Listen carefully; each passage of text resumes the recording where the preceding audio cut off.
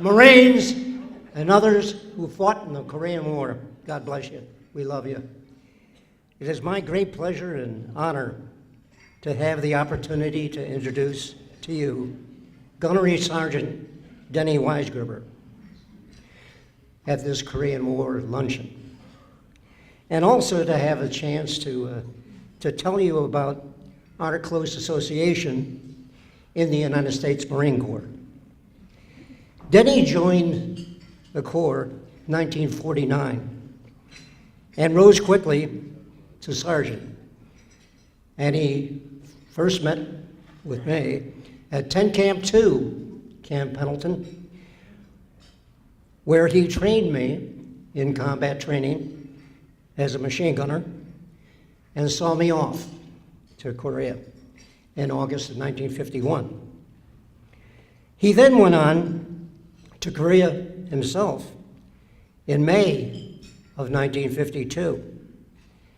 And he joined the same outfit that I was in. So I had the opportunity to be in combat with him. He was serving in Item Company, 3rd Battalion, 7th Marine Regiment, when he won with great distinction and was awarded the Navy Cross, which is the second highest award presented for extraordinary bravery in combat. As you know, the Navy Cross is second only to the Medal of Honor, which he was recommended for. He is a Marine of great standing, and he has brought glory to our Corps, not only during his active duty, but also following his service as the mayor of the city of Milpitas. And Milpitas was a city back then, you know, of small size, but it's rose to substantial presence today. He served 3 terms as the mayor of Milpitas, 3 successful terms. He is a graduate of the university which bears our city's name. And I have the great pleasure of presenting to you my Gunnery Sergeant, Denny Weisberger. Well, thank you, Sergeant. Just like I wrote it, I told you not to make any mistakes, and you didn't. Only 3 that I can count, and I'm not going to reiterate them. You know, Korea was quite a place. This is September the 18th. 3 days ago, and 62 years ago, we made the landing at Incheon.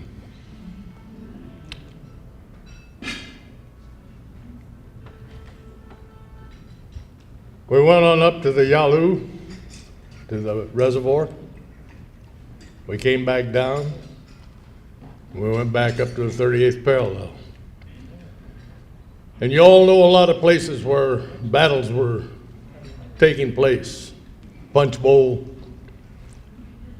Busan Perimeter, Incheon, Chosin, Hamnung, you can name a ton of them.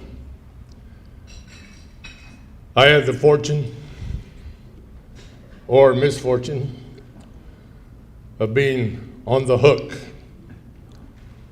Now, when I told them that the title of my talk was A Place Called the Hook, I said I hope that nobody in the audience had one, because I'd like to finish what I have to say. In July of 1952, or a little bit before that, the Marine Corps moved from the east coast of Korea to the Western Front. It's a great title, isn't it? The Western Front, World War I. That's what it was, ladies and gentlemen. We were in trenches. We were in bunkers. We were in a static war. One moment you thought, you know, this is a regular training session. The next moment you thought this is pure hell. The Hook is a place that is about roughly 6 miles east of Panmunjom and roughly 6 miles north, just across the 38th parallel. We were on a place called the Jamestown Line. The Jamestown line was the MLR for the 1st Marine Division in 1952. But I'm going to back up a moment here because a lot of you wonder why I didn't get there till 1952. In 1950, when this Korean War started, I was pulled out to be a troop handler to handle the people that were coming in at the railhead at Oceanside, myself and several others. We got those troops in. We asked them what their MOS was, and they said, "You're now an 0300, you're going over there." The sad part of all that was that we sent two of my very good friends to Korea who were only 17 years old, had never been to boot camp. When the commandant got word of that, the word came down that you ask everybody how many summer camps they've been to and how long they've been in the Marine Corps Reserve, or how long they've been in the Marine Corps. So then we started pulling them apart and saying, "You're going to Tank Camp 2 and you're going to MCRD San Diego." Well, after that I was pulled into the 5th draft. It was to sail in December. Well, we finished our training just before Christmas. They gave us a 10-day leave to go home. I came back in January. They said for me to help with my crew to load the trucks and get ready to go down to San Diego. I tapped the tailgate of that last 6 by and it pulled out, and I looked around, there's no transportation, there's 6 of us standing there. Well, an old master sergeant had been recalled, had a clipboard, he's coming across the parade deck there, and I said, "Top, I need to know where our transportation is." He said, "What transportation?" I said, "We're supposed to be in that convoy going to San Diego to sail for Korea." He picked up his clipboard and says, "What's your name?" And went down. Well, he said, "You 6 are going to reopen Tent Camp 2 to the 2nd Infantry Training Regiment." I said, "Top, my sea bag, our sea bags, our rifles, everything we own is on those trucks." He said, "You see that big Quonset hut over there? You go over and talk to that guy over there, he'll give you some new stuff." So for the next 2 years, I was a tactical instructor at the 2nd Infantry Training Regiment, Camp Pendleton, where I met Don Reed, as he said.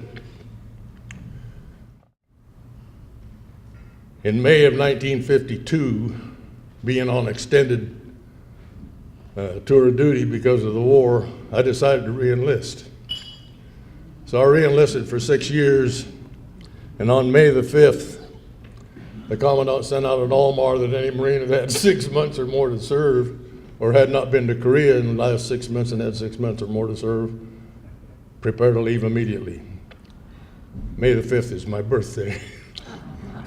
Happy birthday, Denny. Well, I put in for a leave and took my wife home. She was pregnant with our first child. Took her home to be with her parents to have the baby while I was gone. The night before I sailed, our daughter was born. They offered to send me back home for 10 days, but I said, "No, you just put me on an airplane and I beat my troops over there, I'm going with my troops." So I left for Korea without ever seeing my daughter, which was good, because if anything had happened to me, I would never have missed her, she would never have missed me.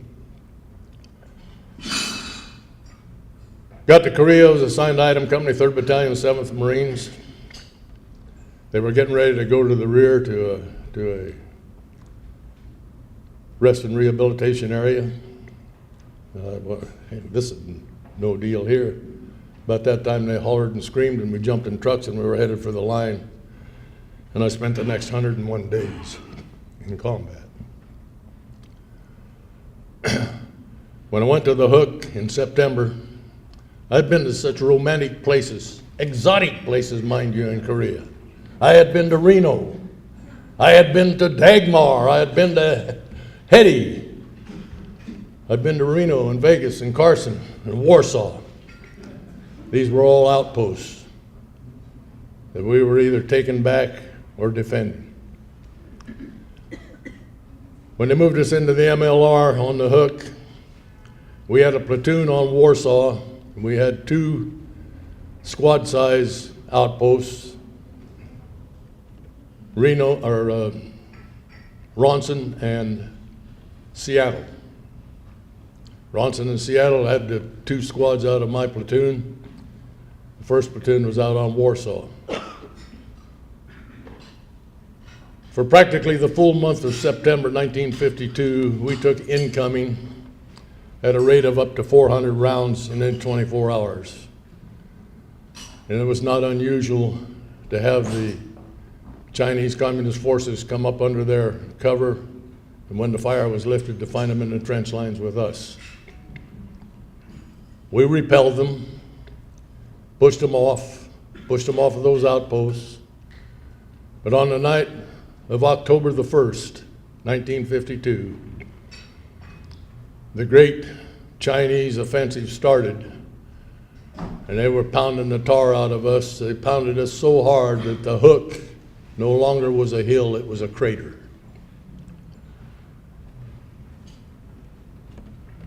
We lost our 1st platoon out on Warsaw except for 4 men. 3 of them made it back.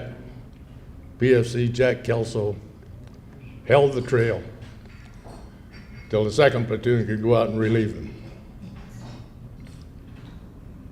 My boys got knocked off of Ronson and Seattle. I went out to take them back. The platoon took back Ronson, but we got pushed back off of Seattle. Came back to the lines, told the skipper what had happened, and he said, prepare to go tomorrow night. So I got my troops together, got a couple of replacements in, told them that we were jumping off the next night at 1700, get some rest. At 1700 the next night, we started across the valley floor. We went some 800 to 1,000 yards across that valley floor, 1 Marine at a time, to get to the base of the hill. We were going out under our covering fire, our machine guns, our mortars, our artillery. It took a little over an hour to get my troops across. When I got to the base of the hill, got them all organized, told my rifleman to fire that flare up to raise the fire so we could make an attack on the hill. He did, and they opened up. They had us zeroed in from the get-go in machine guns, and we were pinned down in a Korean cemetery. I found myself on top of a Korean grave and rolled over to my right into a little defilade, a little ravine there, and I had a fire team there.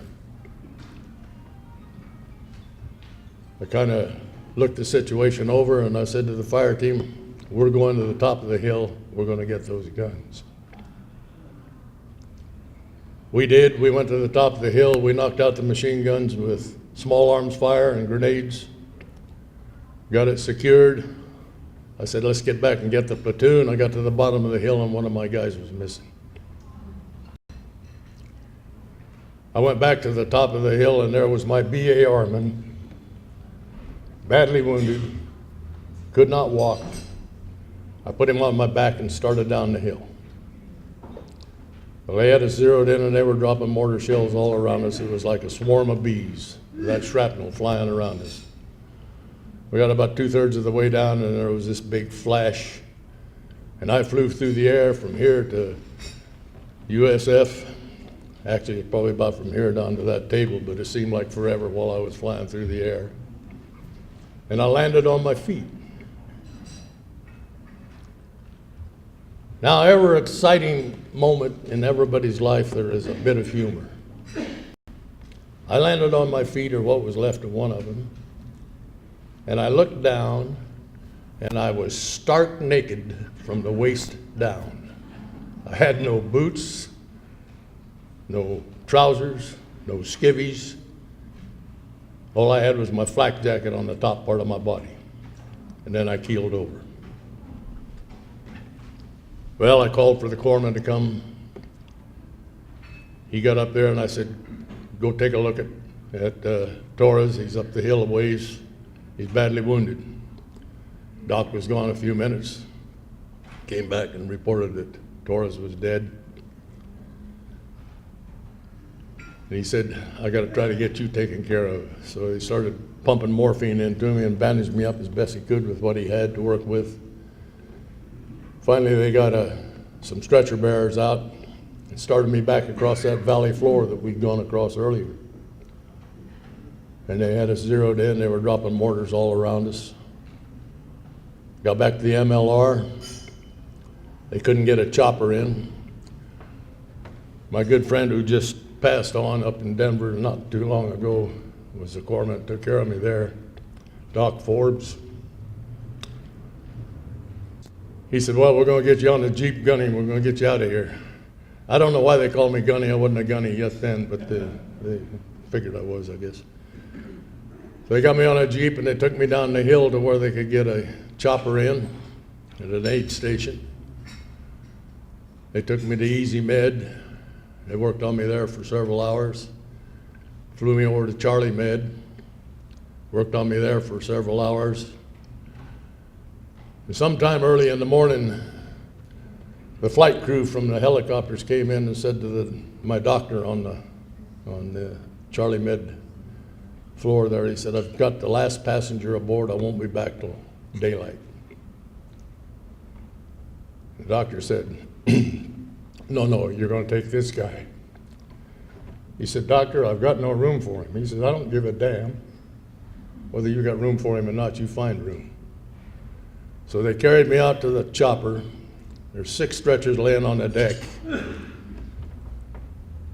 That corpsman rigged up 4 web belts to the handles of that stretcher, tied him into the fuselage, sat on the deck with his legs draped over me, holding a bottle of plasma, and we took off for the hospital ship Repose. Repose was in Incheon Harbor. Here I am outside, looking around at the great world as we flew into the hospital ship. But the greatest thing about that is, last on, first off. I was the first guy off. They put me on the elevator to take me to surgery. Now, those of you who are not familiar with a hospital ship, surgery is below the water line, so you don't get a lot of pitch and yaw. They put me in an elevator. It's the fastest elevator in history. The doc looked at me and says, I don't like the looks of this, push the button, and that's the last thing I remember for 72 hours. Woke up on the hospital ship, in the ward. A couple of my buddies were in there with me. Stayed there for 4 or 5, I guess a week. And then they sailed for Yokosuka. Went down to Japan to Yokosuka to the Naval Hospital. They offloaded me off the top deck of that hospital ship, and that is the furthest I've ever been without a parachute. I thought I would never get from the deck of that ship to the dock, but they lowered me down and got me on an ambulance and got me into Yokosuka, redressed my wounds, and I stayed there for about 10 days, going in and out of serious, critical, and so forth situations. That wife of mine would get a telegram sometimes twice a day, one saying I was critical, one saying I was unchanged, one saying I was really bad, one saying I was good. She didn't know what the hell was going on. Finally, they flew me out of there and back to Oak Knoll Naval Hospital. It used to be in 94th and MacArthur up there in Oakland. I stayed there for 8 months recuperating. Now, the upshot of all of this that I've told you was a trauma that cost me my right leg, below the knee, a finger on my left hand, a large part of the lower part of my body,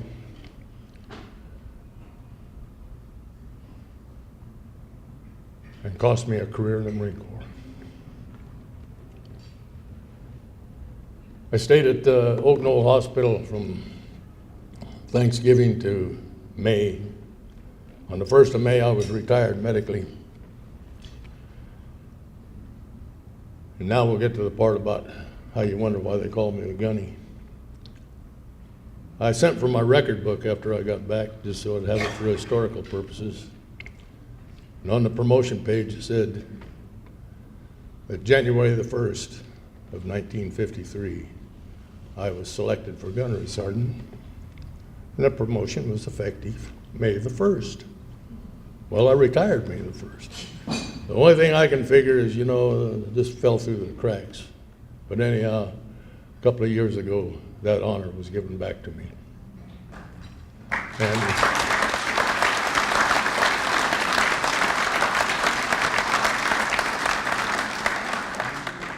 while I was laying in that hospital up there at Oak Knoll, my wife came down from Idaho with a little girl. That's where I saw my daughter the first time, was there at Oak Knoll. And I think back, and today, she is the grandmother of 3 of my great-grandchildren, so everything works for the best.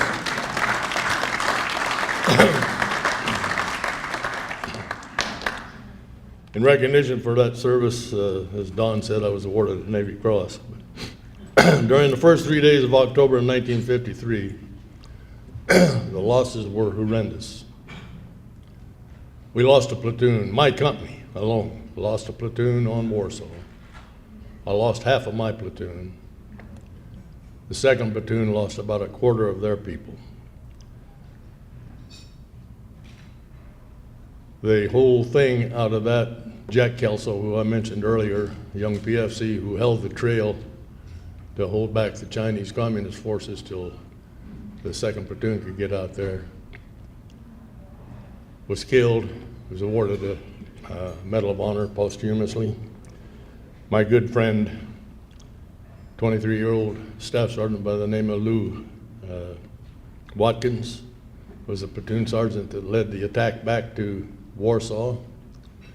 He got killed in that attack, and he also was awarded the Medal of Honor posthumously. But I think you ought to know some facts. During the entire Korean War, 1950 to 1953, just a little over 3 years, 4,262 U.S. Marines were killed in action. That's during the whole war. During the campaign of the outpost wars, the Jamestown line and so forth, that'll last 11 months, September 1952 to July 1953, 1,889 U.S. Marines were killed in action. That amounted to 42% of all the KIAs in Korea. All gave some gave all. But remember this, it's not what you take when you leave this world behind you, it's what you leave behind you when you go. Admiration of the nation, we're the finest ever seen, and we glory in the title, United States Marine. God bless you all. God bless the United States. God bless you. Gunny, we love you. Gunny, sorry.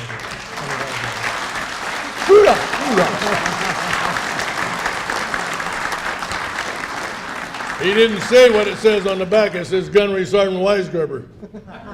Every piece of clothing I own's got Weisberger on it, believe me. It's the only way I can find it. Thank you very much. I would like to introduce, to make some remarks, the Honorable Han Dong-man, Consul General of the Republic of Korea in San Francisco. Mr. Consul General. Dear veterans, families, Korean community leaders, ladies and gentlemen, it's my great honor and privilege to be here with all of you today. I would like to express my sincere gratitude to Marines Memorial Association, led by Major General Mayotte, for organizing this very meaningful event. This year marks the 61st anniversary of the alliance between Korea and United States. Incheon landing with very brave, the U.S. Marines reversed the tide of the Korean wars and led to victory. Without the heroism, valor, and sacrifice of the Korean War veterans, today's Korea would not be enjoying peace, democracy, and economic prosperity. That's why we Koreans are so grateful for the sacrifice made by the Korean War veterans. Thanks to your devotion and sacrifice, Korea is now #1 semiconductor producer. Korea is now #1 cell phone maker. Korea is now #1 shipbuilder in the world. You know, I was born in 1960. At the time, Korea's GDP per capita was $75. Korea remained one of the poorest countries in the world. But Korea is now very unique in the world because it transformed from an aid recipient country to an aid donor country. So there is a Korean saying, a friend in need is a friend indeed. So it's a time for Korea to give away debt to many developing countries, teaching them how to catch a fish rather than giving a fish. You know, all of this suggests Korea has changed, of course, drastically in the last 6 decades. But there's one thing that will remain forever unchanged.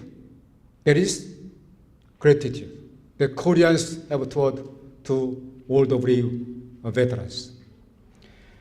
You know, Joshua Thomas, one of the Korean veterans, approached me during the lunchtime saying that Korean people is great. No, it's not true. All of you deserve the title of a hero because you defend Korea from communism. You know, Korean War is no longer a forgotten war, but a forgotten victory. So your sacrifice and your devotion will be forever recorded in history. I remembered last year, President Obama paid a tribute to the Korean War veterans for the first time as a US president. He delivered, of course, a very good speech in English, but in Korean he told one sentence. He said, 다 같이 갑시다. That means, let's go together for next 60 years. That's why I am wearing a small badge. No, we have 2 flags and a below side together. You are in the same boat. You are in the same roles to defend freedom and democracy in the world. You know, as I told you, your sacrifice and devotion will be remembered from our next generation. That's why, you know, Korean War Memorial Foundation is now planning to build a Korean War Memorial in Presidio Park. You can find very good design here. I believe our next generation or our future generation must be educated on how pivotal the Korean War was and how important our bilateral relations between Korea and this great country, the United States, is. So once built, this memorial will serve as the good place for the education of our younger generation. On this occasion, I would like to give my special thanks to Don Reed and John Stevens, our heroes, for their outstanding leadership and stewardship.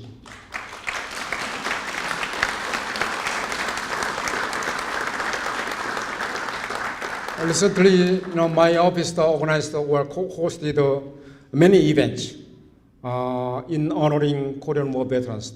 Last week I was in Salt Lake City, and last month I was in Denver to present a medal for peace to each of Korean War veterans.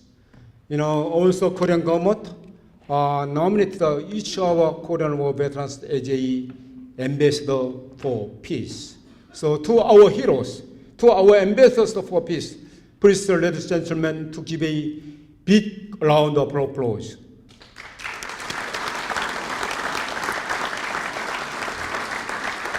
Of course, this medal is a token of Korea's gratitude to the deeds of our veterans. Today, I would like to present a peace medal to one of our heroes here, Dr. Donald Parker.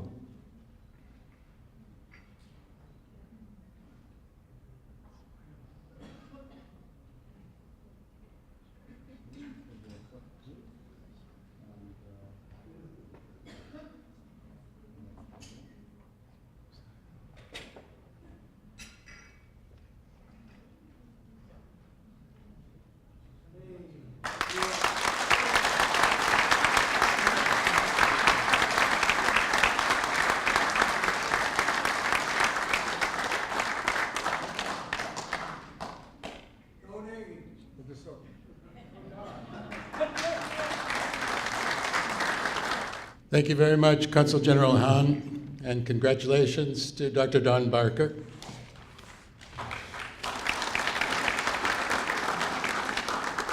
At this point, Sergeant Reed's going to join us again at the podium to give you an update on the progress of the Korean War Memorial Foundation. Don? I do wish to express my thoughts concerning the present status of our beautiful, beautiful design. As you can see here and take a look at a close look, it's going to be the most beautiful monument here on the West Coast, and it'll be the only one in existence that recognizes the valor not only of our troops who passed away in the United States service, but also the troops that fought in the various services of other countries that participated, particularly the South Korean Army. And it hasn't been recognized here in the United States, but this is the first opportunity that we're going to have to recognize them. And I must say that we should be appreciative of the fact that we started out less than 4 years ago. We had nothing. We were founded in 2010, and it was John Stevens, Man Jae Kim, and myself. We put together our initial contributions that amounted to over $400,000, and we sought, and after 2 years located the most beautiful site in the city. It's located in the Presidio, and it's located facing in the same direction as the Incheon landing, on the very same latitude as Incheon. And it's going to consist of 3 murals, and those murals are going to be in bas relief, and they will reflect the different battles that we fought in. We are also securing stones from each of the battle sites, and those stones will be implanted in the monument location. There will also be a fountain out there, and the fountain will in fact be available for those who are sitting and reflecting and wanting to quench their thirst. And this fountain is going to have a plaque on it, and the plaque is going to say, if anyone who served in Korea drinks from this fountain, they'll live to be 100 years old. We have, at this point, we've raised close to $2 million, and it's been really well received.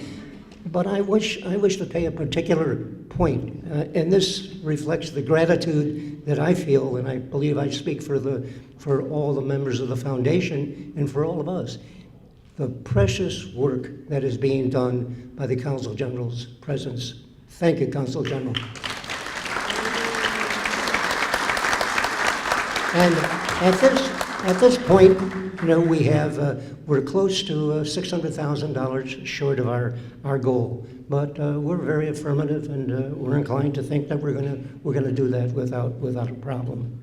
Our intention is not only to have a monument to be a tribute to the battles that we fought in Korea, but also to serve as an educational tool so that we tell the future generations of the glory of that war. And that war was really monumental. We not only won the war, we defeated communism. So this is the first time communism had been defeated. This is the first time. It was a major role in the history of mankind, and we stopped it.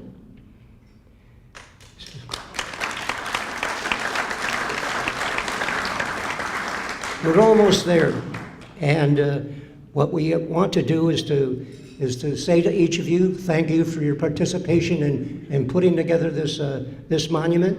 We're all behind making it a truly reflective effort on all of our parts. But I wish, in conclusion, to bring up one other thought.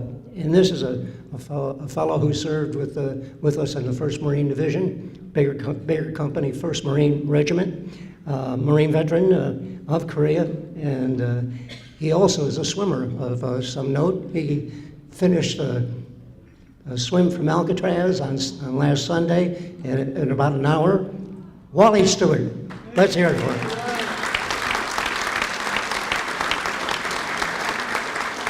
Wally has raised, and this is important, he raised thousands of dollars for the monument through that swim. Absolutely wonderful. And I'll say this for Wally. Wally is a perfect parent, perfect husband, a man who's been educated for those thousands of youngsters here in the Bay Area. God bless you, Wally. We love you. And thank you, everyone, for your attendance. And that concludes my remarks. Until we meet again, may the Lord bless you and keep you. May the Lord make his face to shine upon you and be gracious unto you. May the Lord turn his face toward you and give you peace. So go in peace, in God's strength. God bless each one of you. Amen.